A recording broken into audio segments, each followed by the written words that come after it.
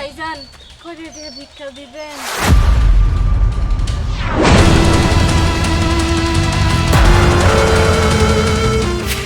কবিতা, এটা কি অবস্থা তোর? তুই ভিক্ষা কেন করছিস? আর বুশরারের কি হাল?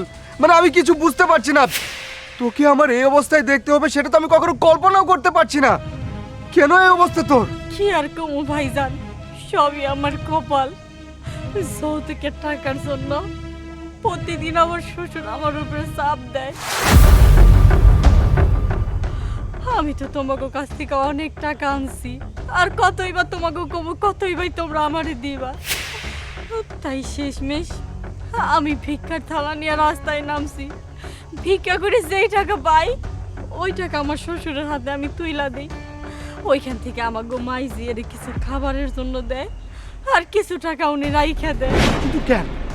তুই তোর স্বামীরে কিছু বলতে পারস না? তোর স্বামীর সাথে কি তোর যোগাযোগ হয় না?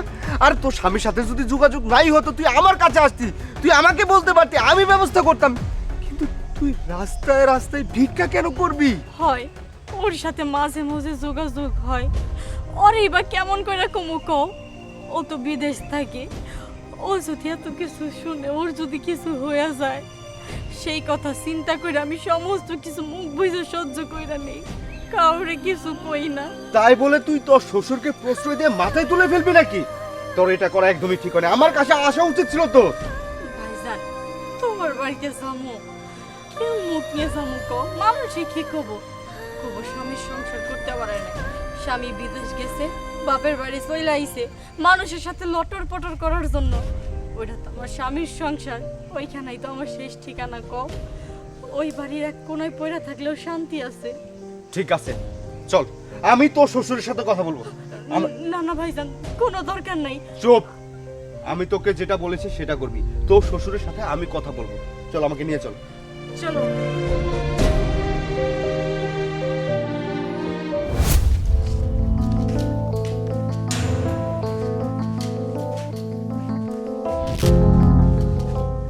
ওই ছোট লোকের বাচ্চা, যৌতুকের টাকা দেওয়ার খেয়াল নাই, স্বামীর ঘরে শান্তি নাই, ভিক্ষা করে টাকা দিবি যৌতুকের, তাও খেয়াল নাই। ওই তুই কি চাস? কি করতে পারবি তুই? তোকে আমি তোকে তোকে মেরে আমি বাড়ি থেকে তাড়িয়ে দেবো।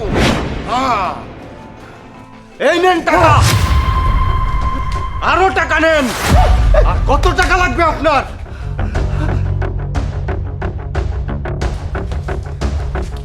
আর কত টাকা লাগবে আপনার?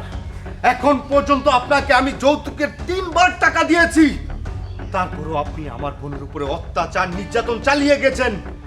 এবার কি করেছেন? আমার বোনকে দিয়ে রাস্তায় রাস্তায় ভিক্ষা করিয়েছেন। আরে আপনি কি মানুষ নাকি অমানুষ? একটা কথা সবসময় মনে রাখবেন, এই দুনিয়াতে টাকা গেলে টাকা ফেরত পাওয়া যায়, কিন্তু মান সম্মান চলে গেলে না, সেটা আর ফেরত পাওয়া যায় না। আপনি আমার বোনের উপর যে অত্যাচার নির্যাতন করেছেন, সেটা শাস্তি আপনি কিভাবে নেবেন বলেন?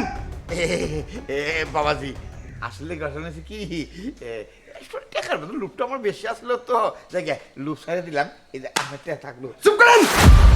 শুনুন, এখন পর্যন্ত আমি আপনাকে যৌতুকের 3বার টাকা দিয়েছি, 3বার আপনি এই ধরনের কথা বলেছেন।